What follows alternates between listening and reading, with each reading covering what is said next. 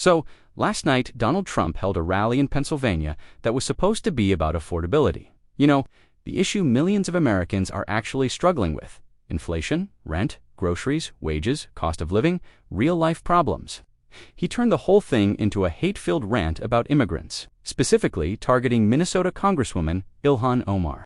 Because apparently, affordability to Trump means attacking a black Muslim immigrant woman on national television. Trump walked on stage to talk about the economy, and within minutes, he did a hard pivot into fear-mongering about refugees, Somalia, and immigrants ruining America. It wasn't an accident. It wasn't off the cuff. This is the playbook. When Trump has no answers, he finds someone to blame. So instead of laying out a plan to lower prices, he launched into baseless conspiracy theories about Ilhan Omar repeating claims that have been debunked years ago. He didn't talk about wages. He didn't talk about rent. He didn't talk about healthcare or groceries. He talked about her background, her religion, her heritage, everything except the truth. A chant began aimed at a sitting U.S. Congresswoman, a citizen of the United States, elected by American voters, and Trump.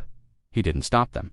He didn't correct them. He didn't push back. He let it happen because this is exactly what he wanted. Because that's easier than explaining why prices haven't dropped, or why tariffs are raising costs, or why wages aren't keeping up, or why corporations are pocketing profits while Americans struggle. When he has no economic answer, he switches to cultural warfare. When he has no policy, he gives you hatred. When he has no plan, he gives you a target. You want to know Trump's real plan for affordability? Distract Americans by turning their frustration toward immigrants instead of the real causes of inflation and price hikes. Because if he can get people angry enough, angry at Ilhan Omar, at refugees, at migrants, at the other, then maybe they won't notice the lack of any actual solutions. Trump doesn't fix problems.